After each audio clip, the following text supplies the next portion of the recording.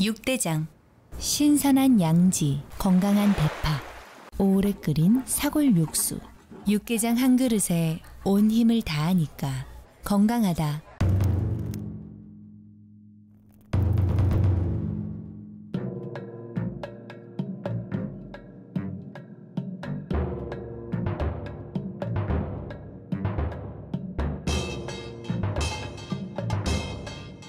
육개장은 육대장. 행복한 2월을 선물합니다.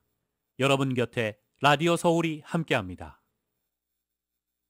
강혜신의 오늘의 미국.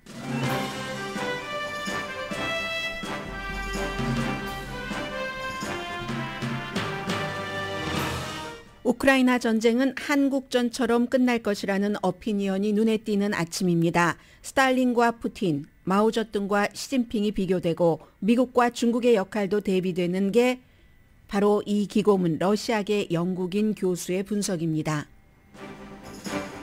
러시아의 침공을 받고 1년이 된 오늘 젤렌스키 우크라이나 대통령은 천하무적의 해라는 제목을 단 비디오에서 국민과 세계에 우크라이나의 결의를 다시 확인시켰습니다. 유엔에서는 한국을 포함한 141개국이 러시아를 비난했고 북한을 포함한 7개국이 러시아를 지지했습니다. 캘리포니아주 공화당 유권자는 차기 공화당 대선 후보로 트럼프 전 대통령보다 론 디센티스 플로리다 주지사를 훨씬 많이 지지합니다. 디센티스 주지사 지지율이 트럼프 전 대통령보다 8%포인트 많습니다. 그리고 다음 주에 디센티스 주지사는 남가주를 방문합니다. 로키 마운틴과 남부의 기온차가 합시 100도나 됩니다. 당연히 눈과 비가 얽히고 정전과 항공 스케줄 취소도 이어집니다. 1월에 인플레이션이 올라가고 소비도 늘어났습니다. 전문가들은 지난해 말 주춤했던 경제가 올해 강하게 출발한 것으로 봅니다. 넷플릭스가 100개국 이상에서 구독료를 내립니다. 더 많은 구독자를 확보하기 위해서입니다. 상업용 로봇의 실외 창문 청소기가 등장했습니다. 이 또한 인공지능 기반 시스템입니다. 어제와 오늘 미국인들은 또 세계인들은 세계적인 재판을 텔레비전으로 보고 있습니다. 사우스캐롤라이나주 법 환경에 100년이 넘게 큰 영향을 미친 가문의 변호사였던 사람이 부인과 아들을 살해한 혐의에 관한 재판입니다. 검사는 피고가 재정적인 범죄를 속이고 동정을 받기 위해 범행을 저질렀다고 주장하고 피고는 부인합니다. 여러분 안녕하십니까? 오늘의 미국 강예신입니다. 오늘 맨 앞에 여러분들께 어떤 뉴스를 전해드릴까 하다가 제가 오늘 새벽에 좀 일찍 일어났습니다. 다 이 메모 작성을 하고 나니까 1시 40분 정도가 됐던데 한국과도 연관이 되고 한국전을 다시 한번 돌아볼 수 있는 기회가 됐습니다. 저에게도 몇 가지 또 오랜 동안 놓치고 있었던 사실이 미국 단어로 새로 이제 픽업됐다고 할까요? 그 내용이 있기 때문에 맨 앞에 우크라이나 사태부터 전해드립니다. 미국의 지금 한 교수가 쓴 기고문인데 정말로 우크라이나 사태와 한국전 1950년에 시작해서 1951년 그 당시까지 상황이 똑같고 거기에 개입돼 있는 주인공 그리고 이제 조연들 또 다른 여러 얽혀있는 나라들 이 상황이 어쩜 이렇게 똑같은지 모르겠습니다. 일단 기본적으로 오늘 2월 24일이 러시아가 우크라이나를 침공한 지 1년이 되는 날입니다.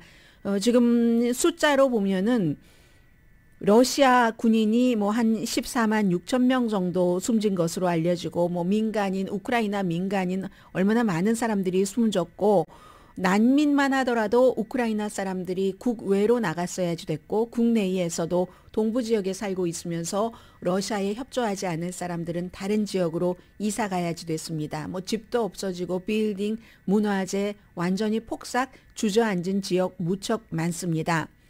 그래서 지금 러시아의 우크라이나 침공 1년이 된 오늘 어젯밤에 특히 더 그랬죠. 미국도 여러분들 살고 계시는 지역의 건물들도 그럴지 모르겠습니다. 세계 여러 나라에서 많은 주요 나라에서 거의 모두 우크라이나 길을 상징하는 노란색과 파란색 불빛을 어젯밤에는 켜놨고 건물과 기념물이 전부 그 파란색, 노란색으로 그 조명을 장식을 했습니다. 그러면서 이제 희생자들을 추모하는 여러 뭐 특별 예배도 있었고 모임도 있었고 뉴욕에도 러시아 대사관 앞에서 촛불 모임이 있었습니다. 우크라이나 난민과 로컬 시민들은 폴란드 마을에서 서로 손을 잡고 무언가를 다졌고 우크라이나 국군 묘지에는 가족들이 전사한 군인들 그 가족들이 이제 무덤을 방문을 했습니다. 그리고 아마 많은 사진들이 있는데 오늘 그 사진 가운데서 가장 눈에 띄는 언론사에서 제일 많이 선택한 것은 우크라이나의 대통령이 대통령 복장이 아니라 지금까지 해왔던 그대로 한 군인과 함께 길을 흔들면서 뭔가 결의를 다짐을 하는 거죠. 그런 모습이 보이는데 경제적으로 지난 1년 동안 우크라이나와 전혀 상관이 없는 국가들까지 공급망 또 에너지 문제 또 뭐가 있나요? 큰 회사들, 자동차 회사도 그렇지만 코카콜라처럼 세계인의 소프트 드링크인 이런 회사들도 러시아에서 탈출을 했고 가구점, 이케아 같은 가구점 그런 일들이 많이 있었죠. 집도 절도 때로는 생명도 잃어버렸어야지 됐던 가족 가운데 그런 우크라이나 국민들은 아직도 용기를 잃지 않고 여전히 그 낙관적으로 보입니다. 바이든 대통령이 러시아에 대한 새로운 제재도 발표를 하고 푸틴이 용감한 우크라이나 사람과 철통 같은 서방 세계의 지원에 대해서 잘못 계산했다, 실수했다. 그리고 푸틴은 모든 것이 분열되고 자신이 분열시킬 수 있을 것이라고 생각을 했지만 나토도 북대서양 조약기구도 세계도 어느 때보다 지금 통합되고 있다. 이런 얘기도 했고요. 지금까지 2022년 3월 6일에 러시아가 우크라이나를 침공하고 나서 얼마 지나지 않아서죠. 우크라이나 영토의 한 20%, 5분의 1 정도를 차지했습니다. 지금은 이제 뭐 한 18% 정도 차지해서 그 한창 때보다 조금 줄어들었다는 것은 알 수 있고요. 젤렌스키 대통령은 비디오도 발표를 하고 하면서 그 비디오 제목이 말 그대로 천하무적의 해입니다. 2023년이 우크라이나에게는 천하무적의 해, 러시아에 대해서 그렇다라고 얘기를 하면서 1년 전을 이제 쭉 되돌아보기도 했고요. 우리는 선택을 했습니다. 국민들에게 한 얘기입니다. 하얀색 길을 들지 않았습니다. 항복에 백길을 들지 않았고 노란색과 파란색 우크라이나 길을 들었습니다. 도망치지 않았고 적을 마주했습니다. 저항하고 싸웠습니다. 1년 동안 고통도 비통도 슬픔도 많았지만 신념과 단합도 있었습니다. 그리하여 올해는 우리가 승리하는 천하무적의 해입니다 하고 다짐을 했습니다. 그런데요. 제가 이제 이 앞에서 전해드리고 싶었던 내용은 바로 이 내용입니다. 하나만 더 말씀드려야 되겠네요. 우크라이나 전쟁을 끝내기 위한 결의안, 이름은 이렇게 붙였지만 한마디로 러시아가 아무 조건 없이 우크라이나에서 철군해라 하는데 그렇게 될 리가 없겠죠. UN 멤버가 193개국 가운데 어제 전문가들이 예상을 했었던 것보다 많은 141개국이 결의안에 찬성을 했습니다. 그리고 32개국 아시아의 막 헤비웨이급 중국과 인도를 포함해서 기권을 했고 러시아를 포함해서 7개국은 러시아를 지지했습니다. 이 결의안에 반대란 거죠. 그래서 7개 국가를 보면 당연히 러시아가 있고 러시아를 돕고 있는 벨라루스가 있고 아프리카에서는 말리, 이 말리가 중요합니다. 지난번 투표에서는 2번 다 기권표를 던졌는데 이번에는 결의안에 반대하는 러시아를 지지하는 표를 던졌습니다. 또 다른 아프리카의 에스트리아도 있고 또 중미의 니카라과가 중요하죠. 왜냐하면 한 번은 기권했고 한 번은 반대했는데 이번에는 러시아를 지지하는 곧 결의안에 반대하는 표를 던졌습니다. 그리고 나머지 7개국에 포함되는 국가가 북한입니다. 기권은 중국 세 번째 계속 기권했고 인도도 당연히 그럴 수밖에 없겠죠. 인도는 수십 년 동안 러시아에서 무기를 수입하고 그동안에 실리적이기 때문에 미국도 어떻게 할 수 없는 겁니다. 아주 싼 값에 오일을 많이 들여가고 있습니다. 중국도 마찬가지고 그리고는 이제 기권한 국가 가운데 뭐 파키스탄이라든가 베트남, 이란, 쿠바, 엘살바도르, 몽골 이런 나라가 포함이 됩니다. 나머지 141개국은 한국과 일본, 미국, 영국 그 밖에 모든 뭐 나토 국가 등등을 포함한 UN 회원국입니다. 지난번에도 141개국이 러시아를 비난하고 우크라이나를 지지하는 결의안에 찬성을 했지만 지난번에는 기권이 35개국이었습니다. 그런데 지금은 기권이 32개국이니까 러시아가 이제 외무장관 같은 사람들이 말리 같은데 가서 여러 가지로 그 외교력을 펼쳤다는 그런 결과가 되고요. 우크라이나 전쟁은 1953년 한국전처럼 끝날 것이다. 이런 그 어피니언이 뉴욕타임스에 실렸습니다. 오늘은 세계에서 가장 중요하고 가장 분량도 많은 것이 우크라이나 전쟁 1년과 관련된 기사입니다. 그 가운데서 제가 처음에는 애틀란틱에 실린 언제 어떻게 이 전쟁이 끝나는가 하는 제목의 글, 또 다른 매체 기사 뭐 어피니언 이런 것들을 막 생각하다 결국은 이 하나면 되겠다라고 생각을 하고 하나를 선택을 했습니다. 세르게이 레드첸코라는 러시아에서 태어났지만 이분이 70세입니다. 딱 1950년 한국전이 시작됐던 그때 태어나서 뭐 영국 시민권을 갖고 있고 지금은 존스 홉킨스 대학교에서 국제관계학을 가르치고 있습니다. 저는 평소에 이분의 그 글은 어피니언은 그 Foreign Policy라든가 Foreign Affairs 이런 데 많이 기고문을 쓰시는 분이거든요. 그런데 오늘은 그보다 더 많은 사람들이 읽는 뉴욕타임스에 글을 보냈습니다. 어떻게 우크라이나 전쟁과 한국전이 시작도 똑같았고 끝은 어쩌면 이 교수의 바람일 수도 있겠습니다. 치닫고 어디 한 군데가 완전히 부숴버리는 여기까지 가려면은 너무 많은 사람들이 힘드니까 한국처럼 휴전을 하는 게 낫지 않을까 하는 희망이 섞였는지도 모르겠습니다. 자, 지금부터 보겠습니다.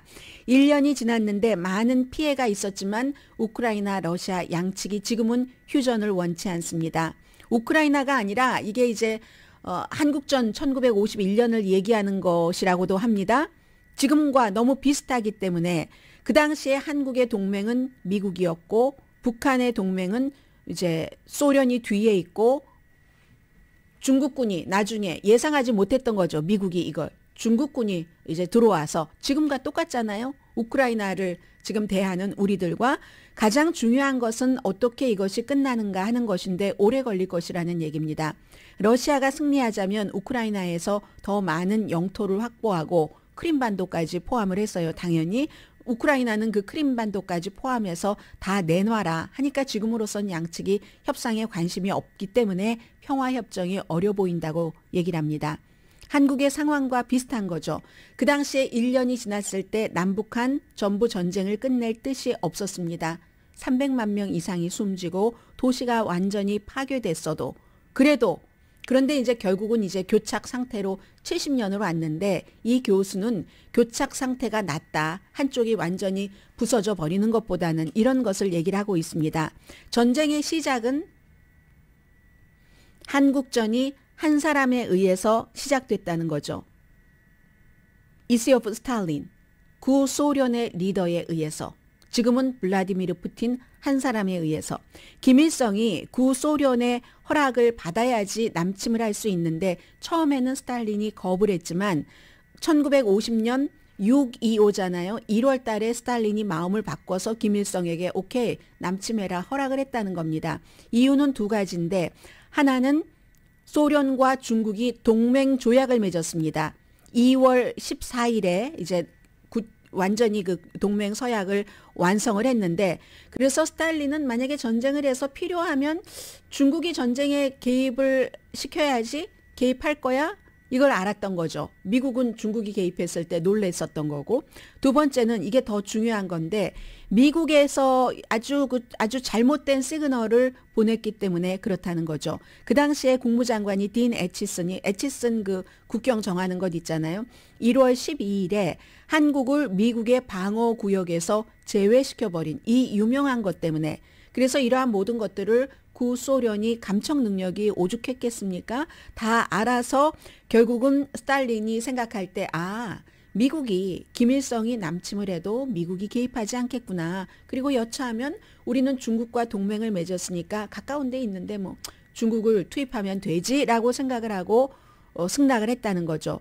그 침략의 청신호를 받고 북한군이 수도 서울을 함락하고 한국 전체를 점령한다는 작전을 시작을 했습니다. 그런데 유엔기 아래 미국이 결정적으로 개입하면서 역전됐죠. 트루먼 대통령은 공산당을 지긋지긋하게 싫어합니다. 절대로 있을 수 없는 일이라고 생각을 했었던 대통령입니다. 그 때문에 이 한국전 참전하고 했었던 것 때문에 나중에 정치적으로 어려움을 많이 겪기도 했지만요. 1950년도 나중에는 또 이분도 그 오욕의 뭐 점철 같은 것이 있었지만 9월 말에 더글라스 맥아더 장군이 북한으로 진격하는 결단을 내립니다. 여기까지는 멀리서 지켜봤죠. 스탈린이. 그때 중국에 조인을 해라 했죠. 중국도 처음에는 거부했습니다. 왜냐하면 1949년이었잖아요. 중국이 그야말로 장개석을 몰아내고 공산당이 딱 이렇게 정권이라기보다 힘을 잡게 된 게. 그래서 처음에는 조금 거부하다가 1년밖에 안 됐으니까 그러다가 결국은 비밀리에 시작을 해서 이렇게 1950년대 말부터 중국이 개입을 합니다. 한국전. 지금 시진핑 중국 국가주석이 구소련에 간다는 것 아니겠습니까? 왕위가 이미 방문을 해서 스탈린이 아닌 블라디미르 푸틴을 만났고 중국이 개입하면서 새로운 피해 무대가 시작이 됩니다. 유혈인 거죠. 중국의 지원 부대가 처음에는 자발적으로 지원한 이 부대가 인상적으로 승리했죠. 유엔군을 38선 남쪽으로 몰아내고 서울을 함락했지만 오래가지 않았습니다. 물류의 어려움, 우크라이나에서 겨울 그 진흙 땅에서 러시아가 겪었던 것과 똑같은 그 같은 군수 물류의 어려움, 미국이 엄청나게 폭격을 했죠. 그래서 몇 개월 안에 양측은 전투의 전투를 거치고 전쟁이 이제 교착 상태로 들어갑니다. 중국이 개입되고 나서 얼마 지나지 않아서 1951년 여름 전쟁은 정말 꽉 막혀서 그 뒤부터 2년을 그렇게 흘러가는 거죠. 수많은 군인들이 희생이 되고 미국의 폭격이 무시무시해서 지금도 치를 떨잖아요. 북한이. 북한의 수력발전소를 산산조각을 내고 완전히 북한이 캄캄하게 정전 상태에 들어가도록 미국이 그토록 폭격을 했습니다. 그런데도 휴전하고 평화협정 맺고 하는 것에 안 하려는 그 표면적인 이유는 중국과 그 중국 군대와 북한군의 포로들, 이쪽에서 잡고 있는 포로들이 자신들의 국가로 돌아가지 않겠다는 거예요. 그냥 이쪽 유엔군 쪽에 남겠다는 얘기입니다. 이건 표면적인 이유였지만 진짜 이유는 처음에 전쟁을 시작한 한 남자 스탈린이 휴전협정을 거부했기 때문이라고 이 교수는 지적을 합니다. 한반도 전쟁을 서두를 필요가 없겠다는 거죠. 러시아군이 숨지는 게 아니잖아요. 그래서 1951년도에도 마오쩌둥에게 편지를 보냈는데 이게 중국군이 사상자는 나오지만 그래도 지금 뭐 장개석 이렇게 몰아내고 나서 현대의 전쟁에서 중국군이 훈련할 기회가 어디 있겠는가. 이처럼 좋은 훈련장이 어디 있는가. 군인을 훈련하는 무대로 시켜라. 이렇게 얘기를 했고요. 그리고 미국으로서는 트루먼을 막 흔들어 보고 싶어하는 그런 게 스탈린의 마음속에는 있었기 때문에 전쟁이 계속되는 것을 스탈린이 해피하게 바라보고 있었습니다. 지네 땅에서 일어난 전쟁이 아니니까요. 지네 군인이 숨지는 게 아니니까. 이게 트럼프 전 대통령이 했었던 것 아니겠습니까? 한국에서 전쟁이 일어나면 한국 사람이 죽지 미국인이 죽어? 이렇게 얘기했었던 그게 스탈린의 입장이었었다는 겁니다. 중국과 미국군이 많이 숨지고 한국과 북한군 그리고 이쪽은 이제 우크라이나 민간인처럼 민간인 사상자가 엄청 많이 났는데 그럼 어떻게 휴전협정이 이루어지게 됐는가? 스탈린이 숨지고 나서 그랬습니다. 1953년도 스탈린이 3월 달에 숨졌는데 스탈린이 숨지고 나니까 구소련에서 이거 아무래도 좀 어떻게 해보는 게 나을 것 같아. 협상 쪽으로 가는 게 나을 것 같아 해서 판문점의 작은 마을에서 1953년도 7월 27일에 휴전, 평화조약 없이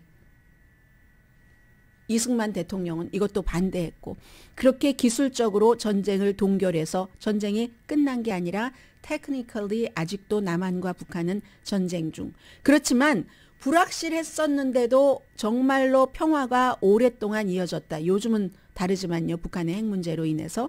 김일성은 1960년대 말에도 또 다른 침략 카드를 만지작거렸지만 왜냐하면 그때 이제 미국이 베트남에 가서 막 패전하고 또 한국도 또 다른 전쟁에 준비되지 않은 것처럼 보이고 했으니까. 그런데 그때는 중국과 구소련이 다시 전쟁을 한다는 것에 흥미가 없었습니다. 그러니까 주변 국가들이 그렇게 중요한 거예요. 지금 우크라이나를 지원하고 있는 주변 국가들의 결기가 강한 것처럼 그때는 반대였었던 거죠. 그리고 또 하나는 중소 동맹도 무너지고 있었고 중국과 소련이 심지어 작은 전쟁까지 분쟁 지역을 놓고 하기도 했습니다.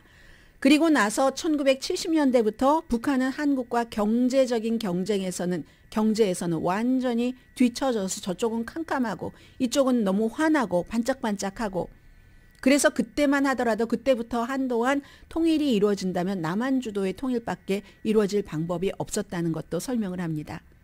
휴전 이후에 70년이 지나고 김씨 왕조가 아직도 북한을 어글리하게 지배하고 있다. 그 추악한 북한이 핵무기를 가졌고 지금은 중국과 러시아를 뒤에 또다시 두고 있다고 얘기를 합니다.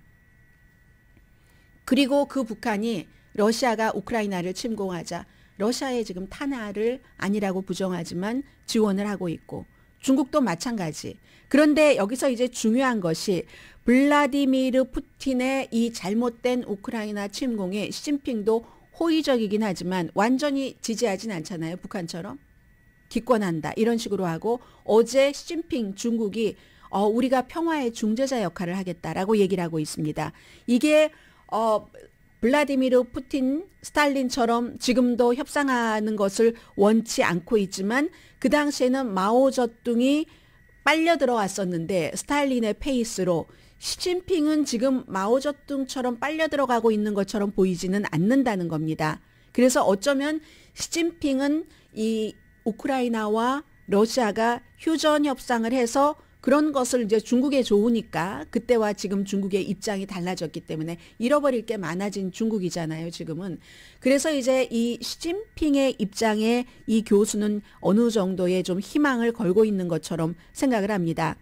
그리고 이제 또 전쟁을 너무 오래 계속하는 것도 서구도 얻을 게 없잖아요. 유럽도 계속 물가 올라가고 미국도 그렇고 우크라이나는 이해할 만하다고 얘기를 합니다. 영토의 4분의 1 거의 4분의 1 18%를 러시아에 빼앗겼기 때문에 빼앗긴 들의 봄이 온다 할지라도 행복한 봄을 맞으려면 그것을 다시 가져오고 싶은 게 우크라이나니까 이해는 한다는 겁니다.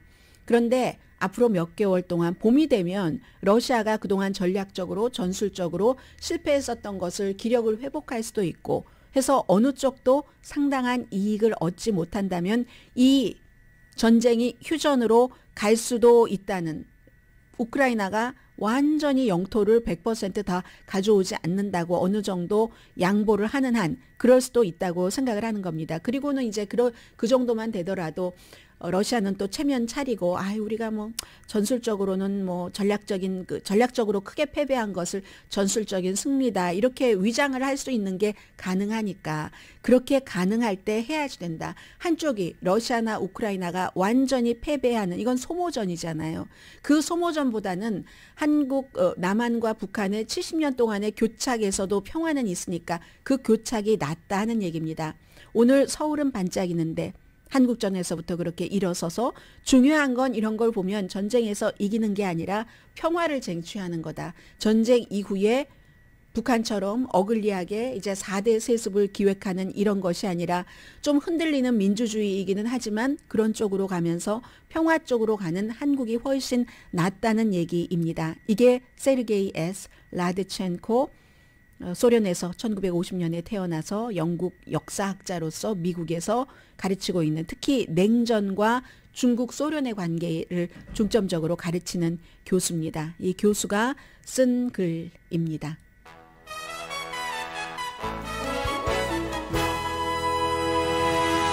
제가 이 메모를 다 작성하고 나니까 어떤 생각이 들었냐면 북한은 그때 이제 미국에 대해서 하도 그 폭격을 받고 하니까 아직도 제국주의 너무 큰 원수죠. 그러면서 그 남침을 허락을 해줬었던 구소련, 러시아의 전쟁에 지금 협조를 하고 있고 한국은 스탈린의 그 과거 그 침략 허락 이런 것은 완전히 그 과거의 일로 하고 경제 때문에 지금 러시아와 잘 지내야지 된다. 이런 정서도 상당히 강한 것. 이게 남북한의 지금 차이구나 하는 것은 느꼈습니다.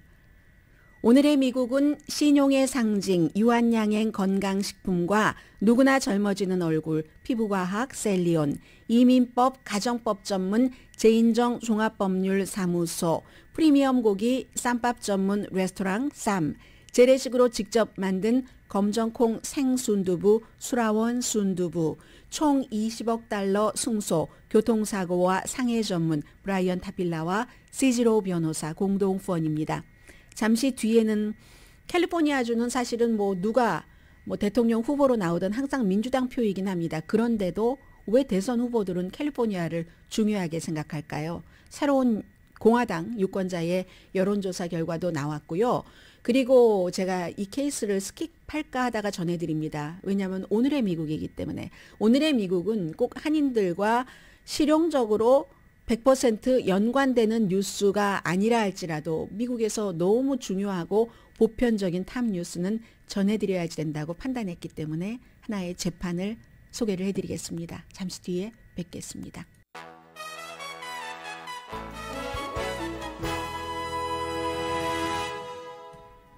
라디오 서울 방송 오늘의 미국 듣고 계십니다. 오늘 로스앤젤레스 타임스 보니까 로스앤젤레스 타임스가 의뢰를 해서 여론조사 기구로서는 굉장히 좀 정확도가 높은 편이죠. UC 버클리가 1755명을 대상으로 2월 14일부터 20일까지 조사를 한 결과가 나왔습니다. 3.5% 오차범위인데요. 캘리포니아주의 공화당 유권자들은 트럼프 전 대통령보다 론 디센티스 플로리다 주지사를 대선 후보로서 훨씬 많이 지지합니다. 8%포인트나 높습니다. 37%가 론 디센티스, 29%가 트럼프가 대선 공화당 후보가 돼야지 된다. 나머지 이제는 나머지 후보들이 차지하게 되는 건데 그건 별로 큰 의미는 없습니다. 7%가 니키 헤일리로 최고고 왜냐하면 이 사람은 선언을 했으니까. 그 다음에 이제 리스 체니는 아직 선언하지 않았는데 리스 체니가 그 다음이라는 건 이건 굉장히 중요하네요. 왜냐하면 공화당에서 버림받은 사람이니까 트럼프 전 대통령에 대해서 탄핵을 지지했고 탄핵 재판을 이끌었다 해서 리스 체니 다음으로 마이크 펜스 그리고 이제 사우스다코타의 주지사 또 전 국무장관 마이크 폼페오 이런 사람들이 줄을 잇고 있는데 중요한 건 이제 캘리포니아가 민주당이지만 공화당이 왜 중요하냐. 지난번에 230만 명이 캘리포니아주에서 트럼프 전 대통령에게 투표를 해서 모든 주 가운데서 물론 캘리포니아주가 인구도 많지만 트럼프에게 가장 많은 지지표를 준 곳이 오렌지 카운티이기도 합니다. 그리고 이게 중요한 게 아니라 이변이 없으면 캘리포니아주는 2024년도에도 민주당이 누가 되든지 대통령 후보가 되겠죠. 예비선거에서. 내년에는 예비선거가 좀 빨라져서 6월이 아니라 3월입니다. 그런데 돈을 모아야 되는 게 있잖아요. 돈이 부자가 너무 많이 삽니다. 캘리포니아주에. 그래서 이제 3월 5일에 론 디센티스 플로리다 주지사도 아직 예비선거에 나갑니다 하고 선서를 하기 전인데도 오렌지 카운티 또 레이건 박물관에서도 기금 모금하는 거예요. 자주 옵니다. 트럼프 전 대통령도 캘리포니아주에 올 때는 돈 모으러 온 그런 것이었죠. 공화당 지지자들의 특징은 똑같습니다. 다른 주나. 론 디센티스가 대학 졸업자들에게는 트럼프 전 대통령보다 인기가 2배 많습니다. 2대1 차이로. 그런데 이 대학 졸업자도 4년제 대학이 아니고 조금 교육을 받았더라던가 아니면 4년제보다 조금 기간이 작은 그런 대학 공부를 한 사람은 트럼프나 론 디센티스나 별로 차이가 없습니다. 오렌지 카운티에서 연설하고 로널드 레이건 도서관 세미밸리에 있는 완전 극에서 극이네요. 로스앤젤레스를 거쳐서 그렇게 되는데 민주당이 캘리포니아주에서는 공화당보다 숫자가 2배가 많습니다. 그런데요. 이게 참 또 묘한 게 이 캘리포니아주가 정말 진보 민주당인데도 바이든 대통령 여전히 나이가 많아서 좀 나오지 말았으면 좋겠다 하는 사람도 여전히 있고요. 그리고 10명 가운데 6명은 만약에 바이든 대통령이 재선에 출마하지 않는다면 누가? 카멜라 해리스? 그런데 10명 가운데 6명이 반대를 한답니다. 묘한 일 아니겠어요? 캘리포니아주에서 연방 상원 의원도 했고 캘리포니아주의 검찰총장까지 했는데 그만큼 카멜라 해리스는 인기가 없다는 얘기인데 얼마 전이었던가요? 월스트리트저널에서 패기 누난이라는 칼럼니스트가 또 다른 공화당의 아주 그 유력한 이런 그 선거 전문가의 말을 인용을 해서 터치감이 없다. 뭔가 공감대가 형성이 안 되는 게 이 카멜라 해리스의 단점인데 그건 훈련한다고 연마한다고 생기는 게 아니라 타고난다는 거죠. 어떤 사람은 그냥 사람들이 좋아해요. 어떤 사람은 보기만 해도 재수 없어. 이렇게 말하는데 카멜라 해리스는 선천적으로 두 번째 케이스라는 그런 얘기입니다. 그게 있고요. 어차피 54개 선거인단 표는 민주당에 가기는 가겠지만 만약에 바이든과 디센티스의 가상 대결에서는 바이든 대통령이 23포인트 차이로 앞서가고 트럼프와의 가상 대결에서도 역시 이거 보세요. 바이든 대통령이 30포인트 앞서간답니다. 지난번 선거에서는 29% 차이였었거든요. 아무튼 내년 3월을 앞두고 이런 일이 있다는데 전 궁금한 게 하나가 있습니다. 트럼프 전 대통령의 인기가 시들해지면서 많은 저널리스트들이 뭐가 걸렸어요. 이 그 팍스에서부터 트럼프와 좀 거리두기를 하면서 론 디센티스에게 줄서기를 좀 시작을 좀 용감한 사람은 빨리 시작했고 했습니다. 그래서 만약에 이 론 디센티스가 지금 이번에는 그렇다 할지라도 다음에도 캘리포니아주를 방문하면 공화당인 특히 미셸 스틸 의원 같은 경우는 너무나 단단한 트럼프의 지지층이기 때문에 뭐 영킴 의원도 그렇지만 영킴 의원보다는 미셸 스틸 의원이 더 그렇기 때문에 론 디센티스 옆에 트럼프와 완전하게 어떠한 그 결론이 나기 전에 론 디센티스가 오면은 그 자리에 참석을 할까? 하지 않을까? 저는 이게 개인적으로 좀 궁금합니다. 그리고 지금도 텔레비전에서 한 남자가 계속 울고 막 콧물도 닦고 막 코에서 막 비가 오듯이 물이 나오고 이렇게 하고 있거든요. 지금도 휴지로 코를 풀고 하는데 저렇게 많이 우는 남자 처음 봤습니다. 재판을 하면서 누구냐면 알렉스 머도우라는 지금 54살의 사우스캐롤라이나주에서 현재는 변호사가 아니죠. 범죄로 살해 혐의로 아내와 아들 재판을 받고 있기 때문에 이 사람인데 사우스캐롤라이나주에서는 100년 이상 이 가문이 그쪽에 법률계에는 완전히 거의 장악하다시피 큰 영향력을 미쳤던 그런 가문의 사람입니다. 5주일째 재판이 되는데 어제부터 재판정에 나와서 지금 계속 그 신문을 받고 있는데 검사는 2021년도 6월 달에 부자죠. 부자니까 뭐 사냥하는 그런 별장에서 이 머도우가 52살의 와이프와 22살의 아들을 처형 방식으로 살해를 했었다. 그 이유에 대해서는 지난 10년 동안 법률사무소 이런 것을 운영을 하면서 이 회사 돈을 뭐 배임 뭐 이런 거죠. 횡령, 클라이언트 돈을 880만 달러를 썼는데 여기에 대해서 한 뭐 100건 정도의 재정 혐의가 있습니다. 그런 것을 이제 어떻게 할 수 없으니까 이걸 감추고 아내와 아들이 숨졌어. 누군가에 의해서. 동정을 받기 위해서 이 일을 저질렀다는 겁니다. 거기에 대해서 어제 그 전에 변호사였었던 이 남자는 아니다. 내가 이 사건에 대해서 거짓말을 한 것은 인정을 하지만 그러나 나는 아내와 내 아들에게 해를 주지 않았었다라고 얘기를 했습니다. 거짓말한 것은 뭐냐면은 아내와 아들이 개 그 사육장 여기에 있었는데 본인은 그 별장 본체에서 잠자고 있었다고 했거든요. 그것이 결국은 목격자들이 총소리가 처형식이니까 총소리가 났겠죠. 목격자들이 총소리를 듣기 몇 분 전에 이 남자가 아내와 아들과 함께 같은 장소에 있었다는 것을 봤다는 사람이 있고 그리고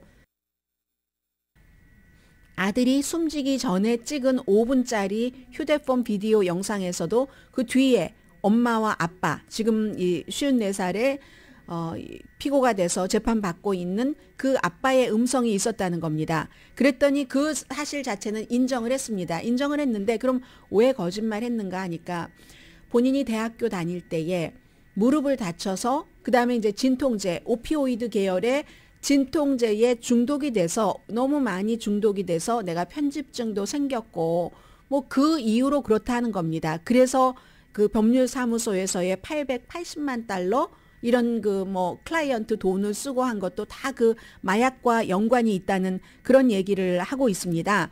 그래서 거짓말을 한 번 거짓말 하다 보니까 계속 거짓말을 하게 되더라. 내가 그것은 인정을 한다. 그 옥시코돈 중독이라고 얘기를 합니다. 이 오피오이드에 옥시코돈이 있고 이 펜타닐이 있고 몰핀이 있고 그리고 이제 헤로인은 따로 구분되고 하잖아요. 그래서 이제 그렇게 얘기를 했는데 또 하나 케이스는 2021년도 아내와 아들이 숨지고 3개월 뒤에 911에 전화를 걸었답니다. 본인이 시골길에서 총을 맞았다. 이 얘기 여러분들께 전해드렸었던 것 같아요. 그런데 나중에 알고 보니까 아주 먼 뭐 친척 비슷한 그런 사람을 시켜서 본인의 머리에 총을 쏘라고. 왜냐하면 살아있는 아들이 있어요. 그 아들에게 본인의 생명보험 그 $10,000,000를 받게 하려고. 그런데 지금 생존해 있잖아요. 그대로 생존해 있습니다. 그래서 이제 그런저런 자신의 그 잘못에 대해서는 인정을 했지만 어제도 강하게 검사의 그 신문, 그 교차 신문에 반박을 한 게 내가 지금 살인 혐의에 대해서 재판을 받고 있는데 검사는 계속 $880만 이를테면 배임 비슷한 그런 것에 대해서 상기를 시키면서 관련이 없는 일을 연관시키려고 한다 하면서 무죄를 지금 주장하고 있다는 거거든요. 그리고 아들이 숨지기 전에 소셜미디어를 통해서 계속 협박을 받았다고 얘기를 했는데 본인은 그게 뭐 대수롭지 않게 생각을 했다. 그러니까 본인이 그 살해자가 아니라 누군가 살해자가 있다 하는 것을 계속 그 얘기를 하고 있습니다만 지금 이틀째고요. 지금도 또 콧물 눈물 닦고 있고 세계가 이 케이스가 도대체 어떻게 될 것인지 과연 범인은 누구인 것인지 여기에 대해서 세계가 지켜보고 있습니다. 잠시 뒤에 경제와 연관된 뉴스 전합니다.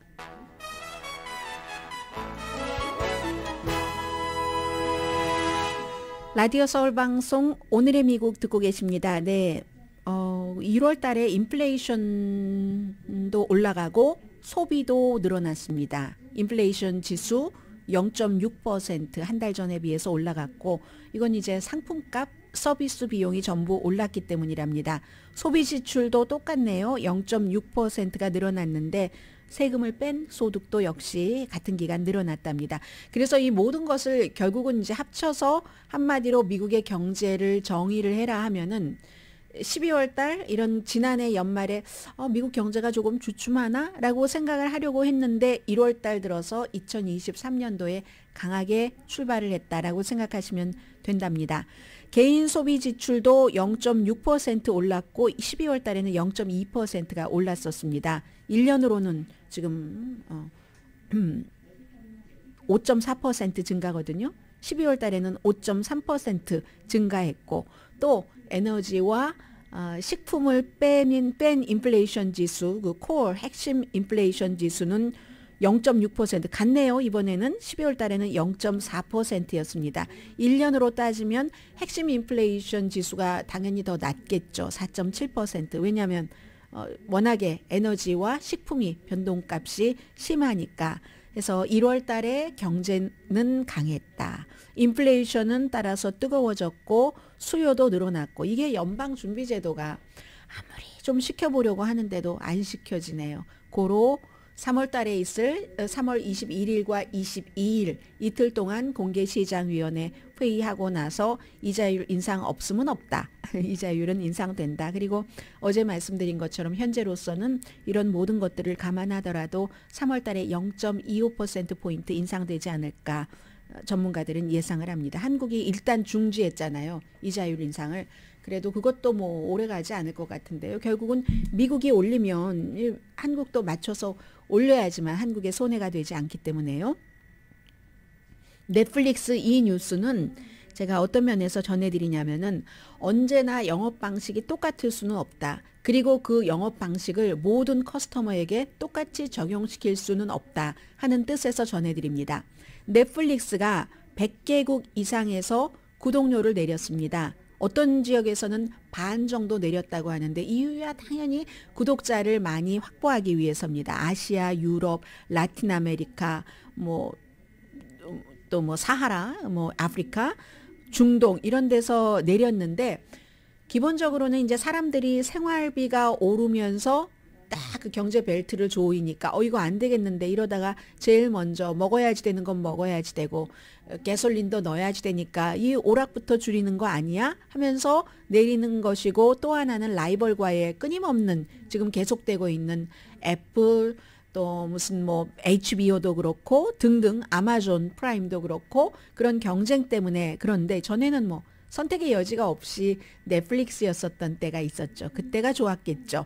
그런데 넷플릭스가요 190개국에 들어가 있답니다. 아니 이거 무슨 유엔이네요. 조금 있으면 유엔 가입국보다 많겠네요. 193개국인데 190개국에 넷플릭스가 들어가 있는데 팬데믹 붐 때 아주 좋았다가 그것도 사라졌고 경기 침체 가능성으로 사람들이 이렇게 지출을 줄이니까 그래서 이제 뭐 싼 프로그램을 내놨는데요. 그리고 이달 초에는 많은 국가에서 비밀번호 공유하는 거 뭐 여기에 대해서 어떤 규정을 다시 만들었고, 함께 살지 않는 가족에 대해서 공유하려면 추가 요금을 받고 하는데, 아무튼 그 집 나갔던 넷플릭스라는 집을 나갔던 사람들은 숫자는 채워졌답니다. 12월 달 이후에 채워져서 지금 괜찮기는 하는데, 그럼 제일 중요한 건 어느 나라에서 가격을 내렸는데요. 네. 여러분과 제가 살고 계시고 방송을 듣고 계시는 미국과 한국은 아닙니다. 그렇기 때문에 제가 모든 이 뉴스 자체는 모든 그 영업을 함에 있어서 똑같이 적용되지는 않는다는 의미에서 전해드린 겁니다. 주로 이제 아시아에서도 부자 나라보다는 가난한 나라, 말레이시아, 뭐 인도네시아, 필리핀, 뭐 이런 나라, 그리고 다른 무슨 크로아티아, 베네수엘라, 케냐, 이란 이런 데서 내렸는데, 그리고 또 뭐 한국이나 일본이나 미국, 영국 이런 데는 잘 사는 나라이기도 하지만 이미 포화 상태니까 아직 가입하지 않은 사람을 다른 집으로 가입하기 전에 우리 집으로 온다 하는 거. 그런 의미에서 그렇습니다. 그리고 잠시 뒤에 청소기를 좀 전해드려야지 되는데 시간이 어떻게 될지 모르겠네요.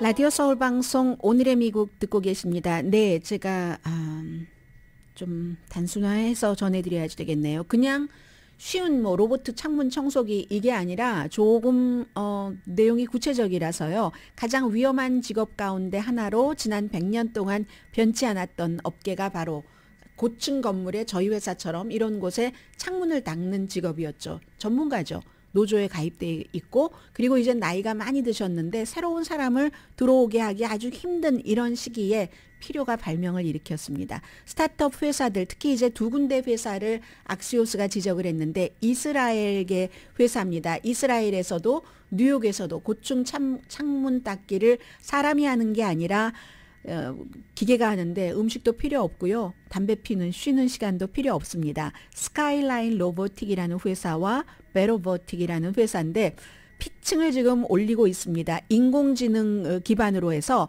스카이라인 로보틱이라는 회사는 친환경적이랍니다. 로봇 이름이 오즈모인데 다 스타트업 회사가 있어서 일어나는 일인데 이 스타트업 회사에 지원하는 뭐 회사들이 장난이 아닙니다. 뭐 예를 들어 JP 몰건 체이스라든가 이런 회사들이 뒤에서 다 지원을 하는데 벽도 닦고 유리창도 닦고, 그런데 화학 약품은 쓰지 않는 게 이 스카이라인 회사고요. 또 다른 베로보틱이라는 회사는 홍콩과 계약을 했고 완전히 이제 그 이스라엘과 뉴욕의 고층 빌딩을 청소를 하는데, 뉴욕에는 4월 달에 데뷔하는데 인간보다 4배 빨리 청소를 하고요. 밤에도 청소를 하고 목표는 1년 내내 청소하는 거죠.